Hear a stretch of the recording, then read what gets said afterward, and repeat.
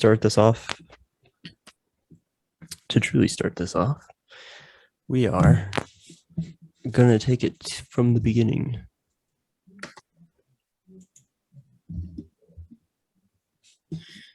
And the beginning is I decided to do ayahuasca when I came up here to Washington. I decided after looking and seeing if there was a ceremony or anything that I could attend that is in the area. And I found one. And I wanted to ride the tension to just practice a little bit for having a way to go there, even though I've already paid for it. So I ended up like really waiting around till nearly last minute in order to get a rental car, which worked out. I got a really nice car, drove all the way down to the national park in the Seattle area. It was a very long drive, 5 hours. And I was on call with my lady. Had a good while to talk, had signal problems every now and again, but otherwise got there in good time and in decent weather, because while driving there, it was moderate temperature until you got up there. Then it got colder because the elevation and the density of the trees and all of that caused temperature to be different, and would go up for a while, and even encountered snow on the way up there. Just a hailstorm and a whiteout while I was going through the national park to get to where I was going. And I got there. I actually drove past the place and then I had to drive back in order to find it and then enter, or was chilling in the car for a while. And it reminded me that I really love independence, like actually only really relying on myself in order to get myself from one location to another. I always really enjoyed it. I never really could do it because of living in an area that everything was an hour away.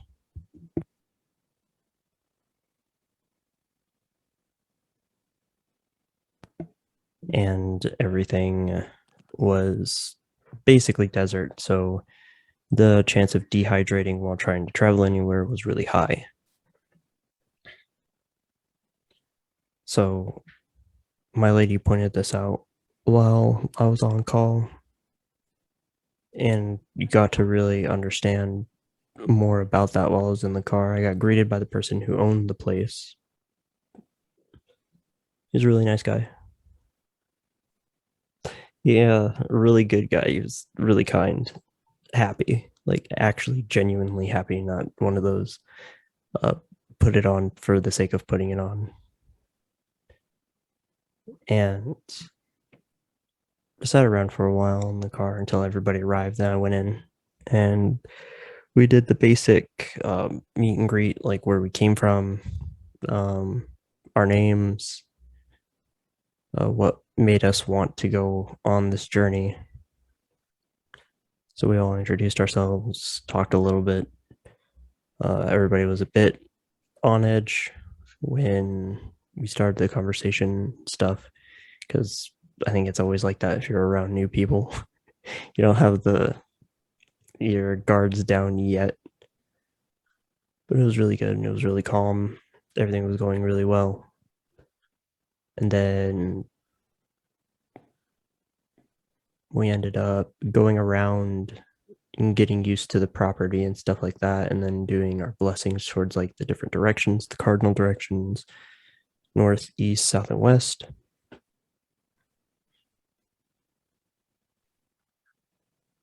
And doing that was sort of like a ritual in order to get us prepared for the blessings of each cardinal direction and being protected by spirits and really being ready for the journey. So every last bit of it was preparation into the journey. We also ended up getting a crystal, quartz crystal, that we were given so that we can hold on to it. So our energy would go into the quartz. And then we said a few things for like a prayer or for preparation for what we would want for the generations after us or for the world to heal or remember in our place in case we forget. So we did that. And then we dropped them into a pond that was on the property. Then we settled down and did ayahuasca. And it was actually the tea brew the first time.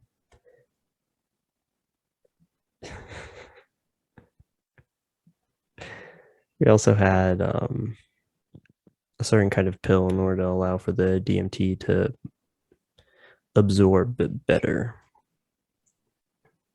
So we went through this process. We drank the brew, and then we all laid down to like just allow the medicine to do what it was to do for us, within us, and guide us. I experienced a lot of things, mainly on the first night, because I saw it was like screens. Like one of the things that I came to was that I would see like screens on the inside. It was almost like everything that I observe or really acknowledge is on like a flat horizontal screen. Like I'm not experiencing it as a human being, I'm experiencing it as an observer. And there was like my mom, my brother, myself, my dad. And then there was like, of course, things that are considered lewd or sexual in nature that were also on these screens. Because it was mainly that I saw my parents' face, my face, my brother's face on these screens. And then I would see like bouncing, jiggling body parts. And then it's like something about my name was really important. And it was always uh, like leading up to something like the music that was playing, because there was music playing. It was like rainforest sounds. There was also like ayahuasca based music, like people who either were on ayahuasca or got the inspiration from ayahuasca to do certain kind of music, uh, would fuel like what I was seeing. And it was the entire time I was just an observer. I was scared, but I was also like just watching. I also felt hurt, like I felt before on acid, where it felt like I was shot or like I'm dying and stuff. And like I would reach up, grab my hair or grab near my hair physically, and then there'd just be hair in my hand. And it was always like this silver-ish hair. There was always like this weird extra texture to the hair around it that was red.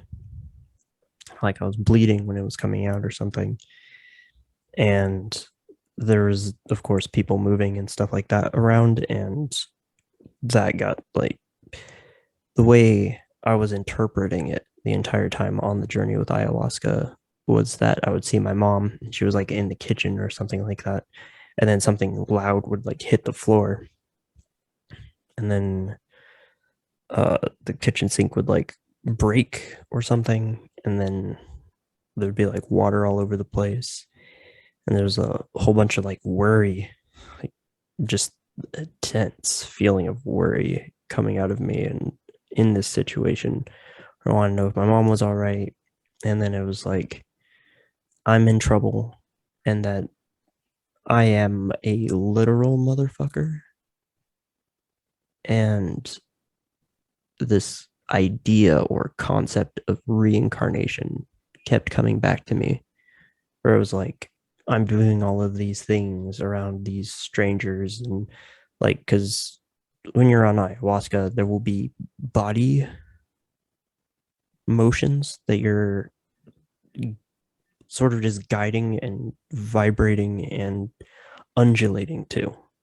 Like regardless of what you're thinking or what you're trying to do, your body will start operating on its own. Like because there's a natural process in the body which it's like if a dog vibrates, it's usually to control how much fear or how much tension is inside the body and allow it to release naturally by causing these spasms. And your body will naturally go through the same thing. Like if you really experience trauma and all of these other things, there's like an entire program dedicated to making use of that, placing your muscle or placing your body in a position where your muscle begins to spasm on its own in order to get your body to release like what's built in there, what's causing the tension. And so my body was doing that. And I was like moving, humping for like lack of a better word. And it felt like my body was twisting. So I kept spinning in my bed. And then it was like this story kept playing out where it's like, I'm the last motherfucker alive, and I'm going to be the person who gets a picture taken by doing something ridiculous at the end of all of the things that are ridiculous about humanity. I'm going to be that guy.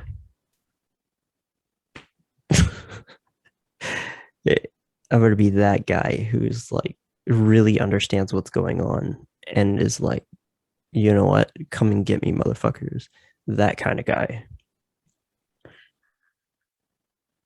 And of course, it makes sense because you're you're taking the journey into parts of you that are having conversations that you don't know are having conversations about you consciously. So it will make sense on its own. Like the entire time, it just feels like it makes sense, but it definitely doesn't. Like at the end of the day, when you're really focused and conscious, it makes no sense.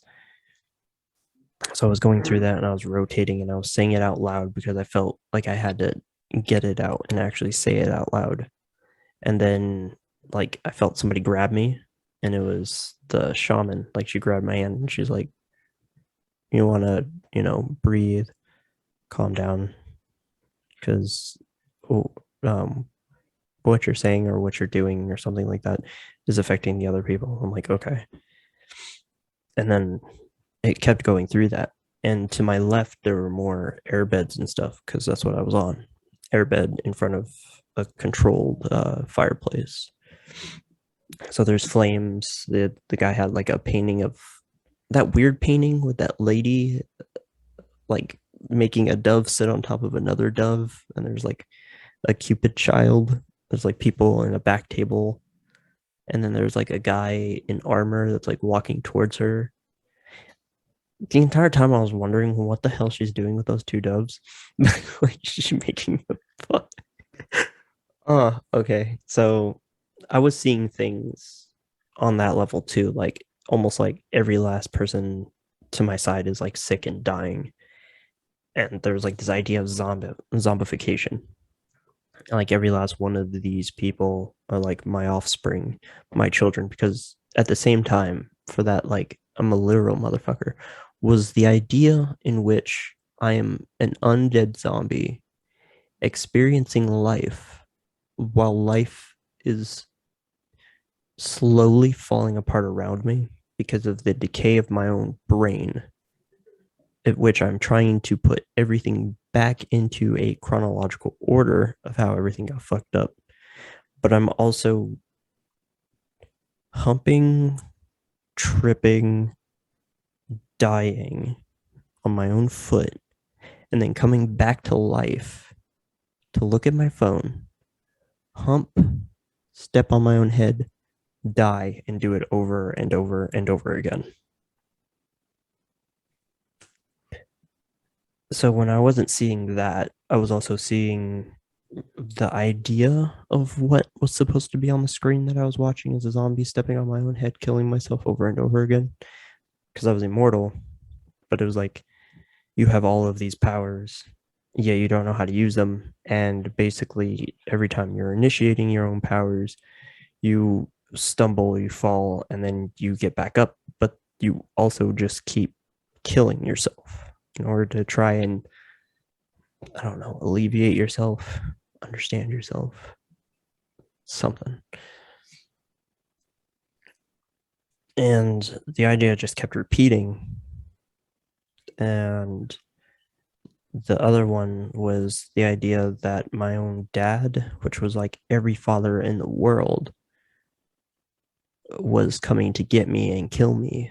And this is still back in Boron because I had this one in Boron where I would jump out the window, I'd break the window, and then everything would come to a full realization that all I was doing was running away from something that I was going to do, which turned me into that motherfucker who was like taking a selfie after something, like throwing the person under a train, bus, whatever.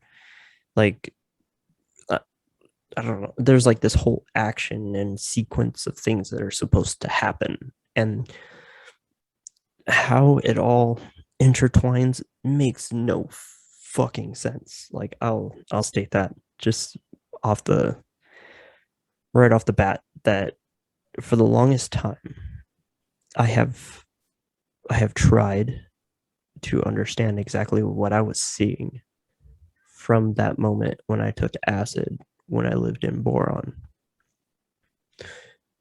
But it never made sense to me. But I was always scared of it because there was like something about it, seeing like my door get like shot down, people coming in and worried about me. And the same thing too was like your mom's right. Like you're gonna die surrounded by strangers because you didn't want to take or yeah, you didn't want to take the vaccine and didn't you didn't listen to her when she said that drugs are bad for your health. I was like, what the fuck? Like, again, these things make sense in the journey because all of these things are things that you're unconsciously fueling the entire time while you're alive. This is something that you believe in. This is something that you somehow manage to create, and it just gets worse and worse. Like the more you try to ignore it, the more you don't even realize that it's there. Like it just keeps trying to implement itself as important. And I saw all these people as my offspring. And while I was turning and spinning, because like I gripped my shoulder and I would spin in the bed, like just keep rolling over and over and over again while doing all the other movements. And it just felt like dying and giving birth, like feeling like I'm actually giving birth to children and stuff like that in this room, and that they're going to suffer and die. And then it's going to all come back to me because they're going to hate me for me bringing them into this life just to suffer and die, even though that's not what I want for them. I don't want them to suffer. I don't want them to die. I never did. But the idea of you are a creator, that you are the mother, you are the womb in which things are being created constantly is is a nightmare if you really don't know what it is that you're creating or what it is that you're focused on in your day-to-day life. And that's what I got out of that one, like that was straight off the bat. I was just like, so this is what I'm doing, like by not stepping into my power, by not really being here as an individual, by like really owning that, I'm allowing suffering and all of this other stuff to happen to people who are around me because they're going to feel it one way or another. Whether I do anything about it or not is strictly up to me. And I can do something about it. And it's not about not giving birth or not reincarnating or whatever. Because the other thing that was in there, because there's a lot of little pieces in there where it's like men will never treat women with respect or something like that, where there's like this small sect of men who don't give a fuck about women and who will use and abuse them. And then just so that when it comes down to it, the last woman alive is going to murder the shit out of the guy who believed in like reincarnation or something like that. And these things just like kept like playing and repeating and stuff like that. And I can see like the people in my surrounding, they'll sometimes have wounds on them or bandages, or they'll look like somebody, or it will look like they're having sex or whatever if I'm not looking at them directly and stuff like that. And it was just it was just a lot. When it really comes down to it, there is a lot going on every day inside of every person. It's just whether or not you're aware of it or not. That's really what it comes down to after that first night, because I talked to the person next to me and it actually calmed me down a lot. I was like holding his hand, and then it was like I was talking to my brother, because there was also the spin up moment where it's like, if I'm going to have an outer body experience, like what am I going to see? Like who or what am I? And it was like, I'm actually my brother, who's a pedophile, who lives in his room and masturbates to like little girls or little boys or something. And that's what I am. I'm that person, which is a lot, because it's like, all right, so the consideration is that I'm actually in VR and that I'm not actually experiencing life. I'm experiencing a recording of some kind, which explains everything that I'm experiencing outside of VR. So it's like, you're not really experiencing life. You're experiencing a recording of everything that happened to you prior to a zombie apocalypse. You becoming that motherfucker. Like,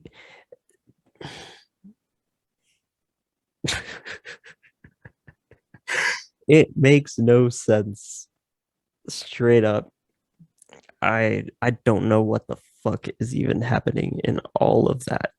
Yet it was something that I experienced. It was all a part of the journey. So then eventually it all like really calmed down, because I would always see like a lot of red, like red specks or whatever, like everywhere. Like I'm constantly being watched or something.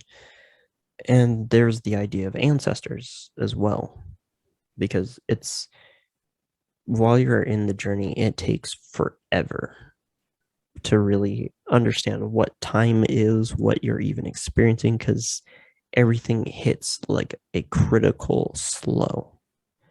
There is no time. There has never been any time.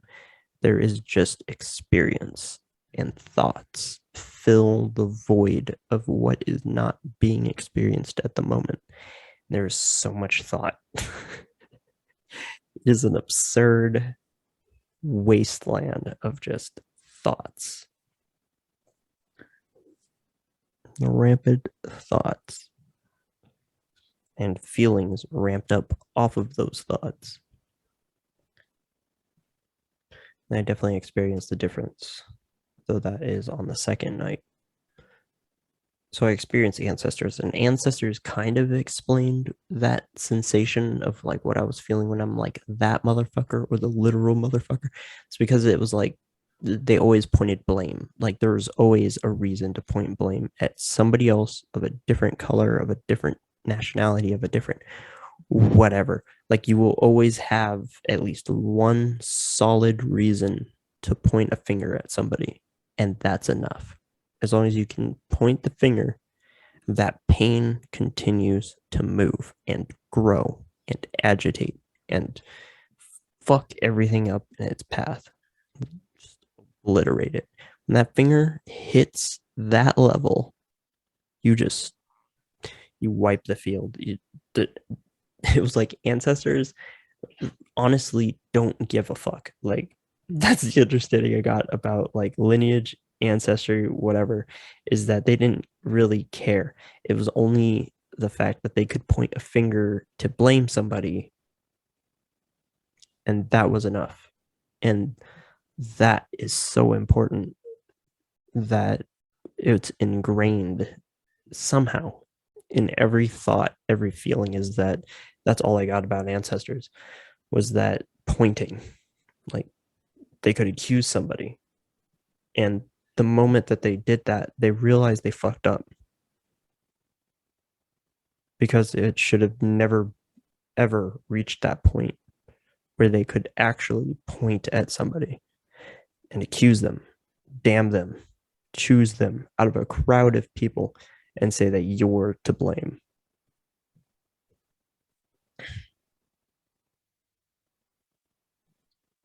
And that fed other things.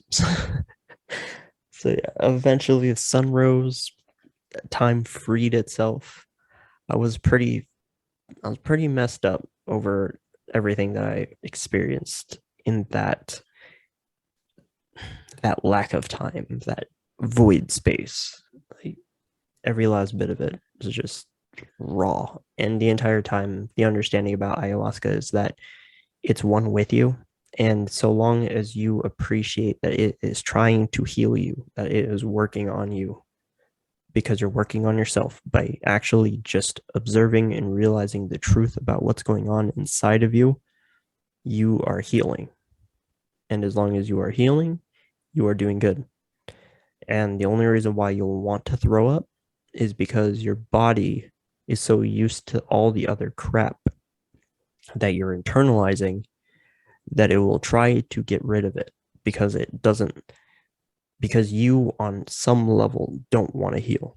So you will purge the medicine versus purging all the other junk that's in there. So on the second day, uh, we did like yoga, breathing, and then like we got to do, yeah, we did like the yoga and breathing on the second day. So we got to understand a little bit more about the different types of medicine, jarabe. There's also this eye stuff. I'm pretty sure somebody will know what that means, but that was used as well on the second day.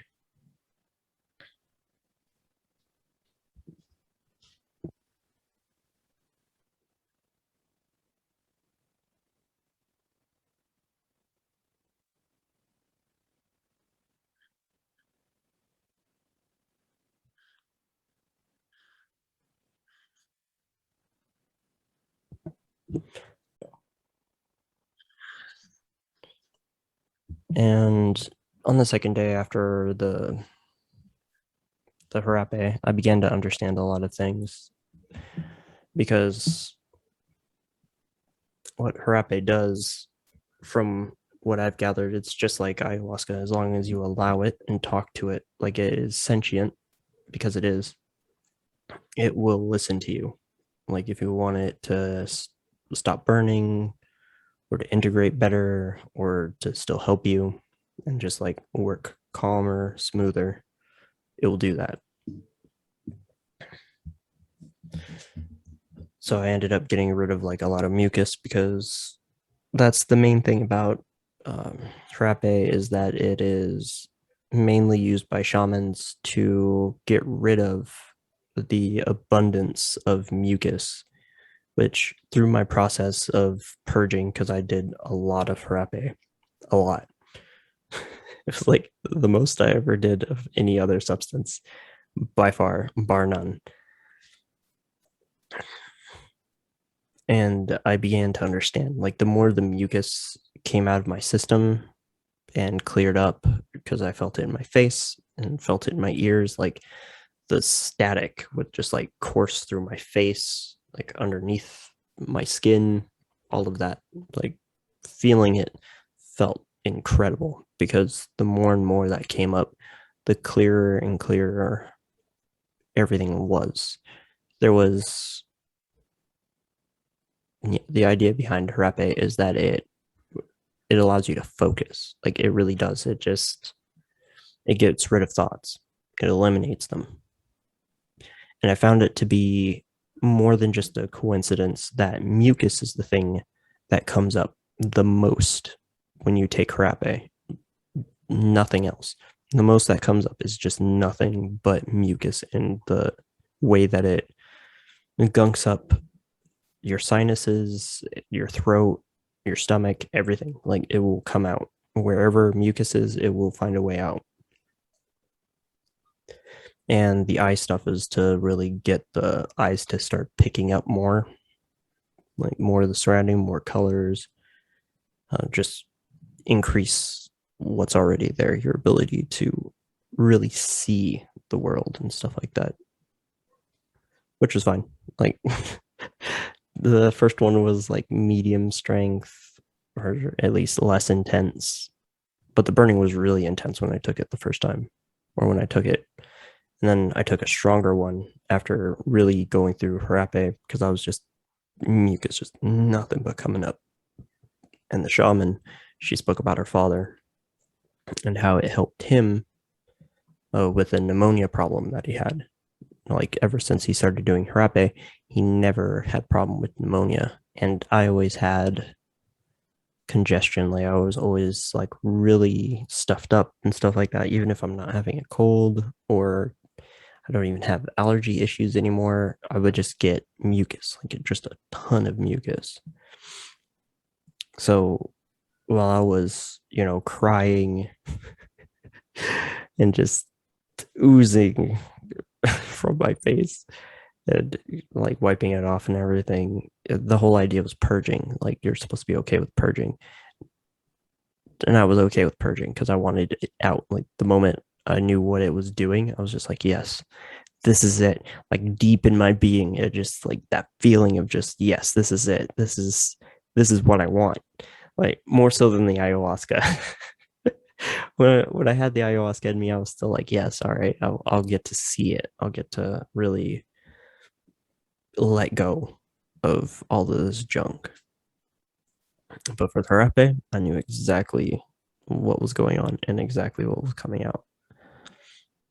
And I kept taking incrementally more and more of the Harape while it was going on. And then eventually, the very last of it, because I talked about how the way mucus clings to itself and like is like a web, like the way it comes out, the way it attaches to itself, it's like a web of lies. Like the more mucus is embedded in your body, the more it's like just gunks up your system, the more lies there are. It's just an overabundance of thoughts and lies because these are things that you're so used to unconsciously believing about yourself and about the world and about existence, about the universe, ultimately about yourself.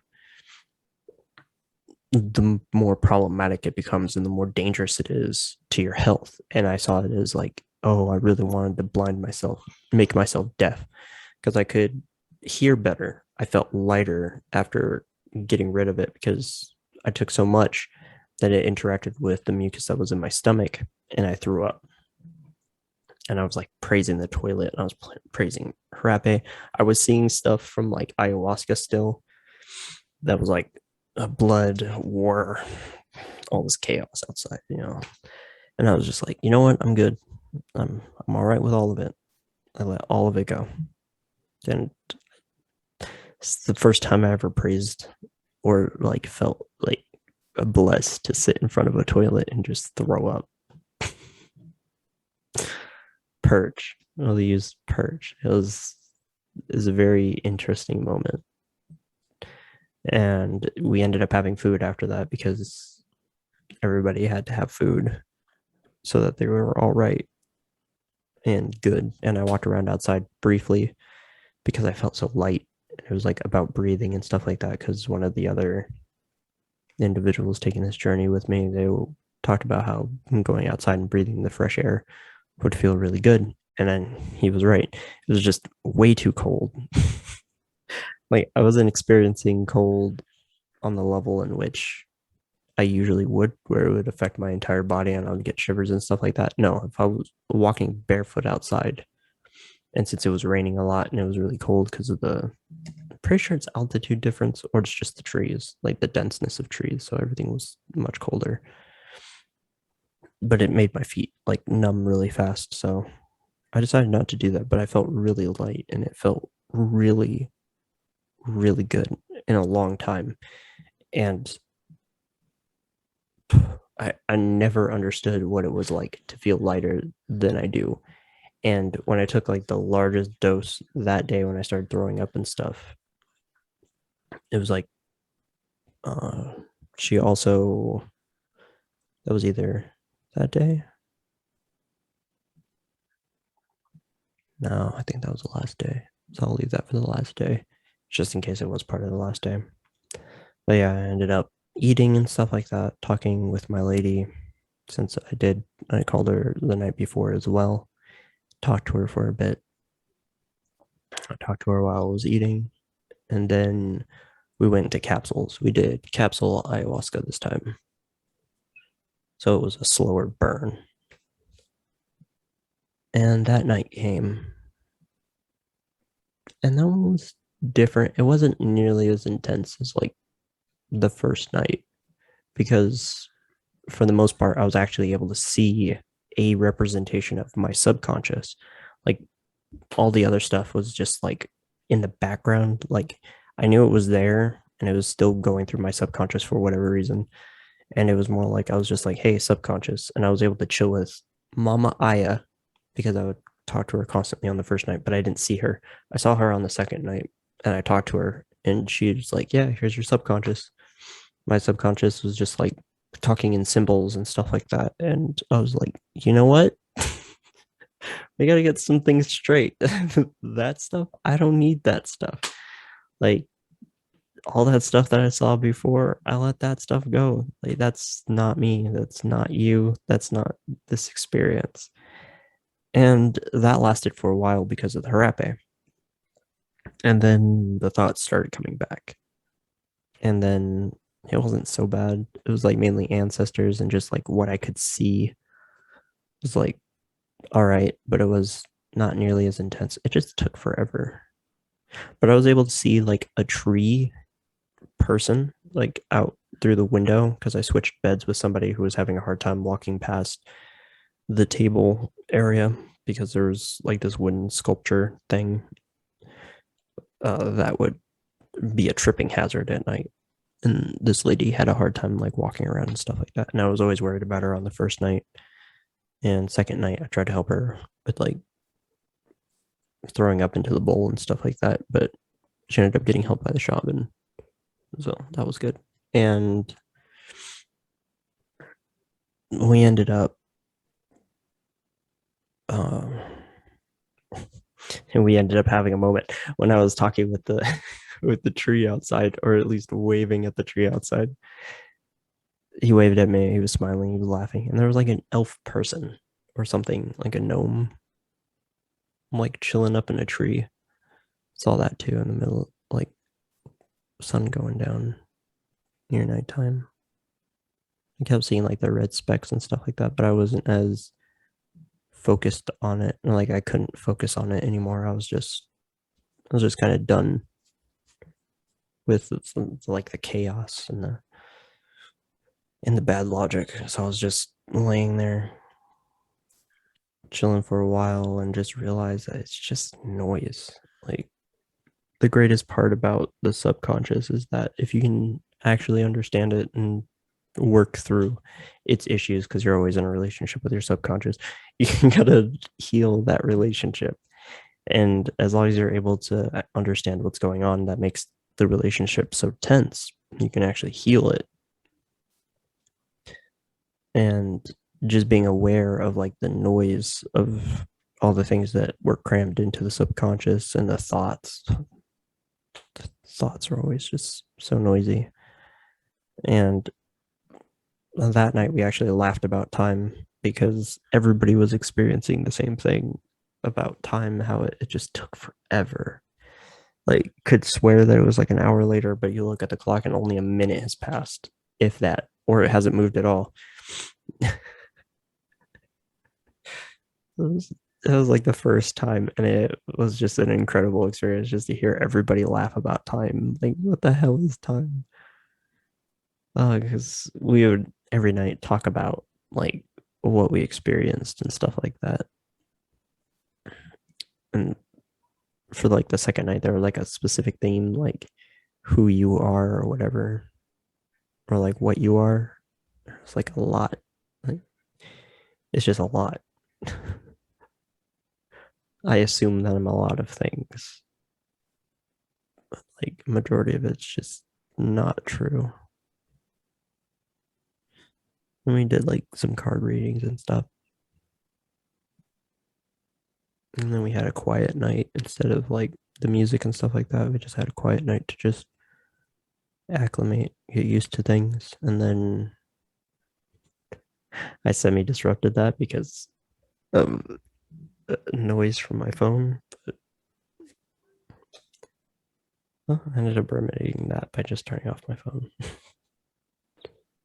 I chose to talk to my lady later. And then on the last day, everybody was like leaving and stuff like that. And different people left at different times. We'd eat, just chill out, talk. And then I did like my largest dose of Harape. And then I also got like a tuning fork. Yeah, it was the last day. I got tuning fork, like specific like points to feel the vibration just like expand out of my body.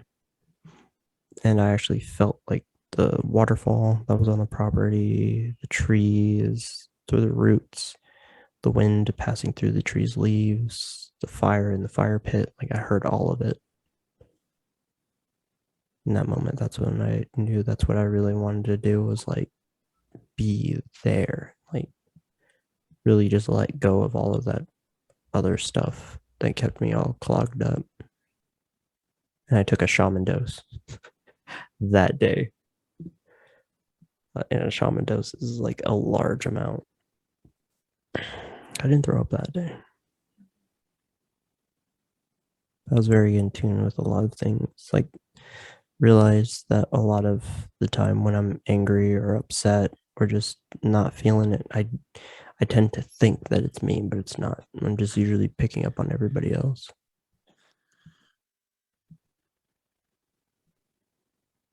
You all right?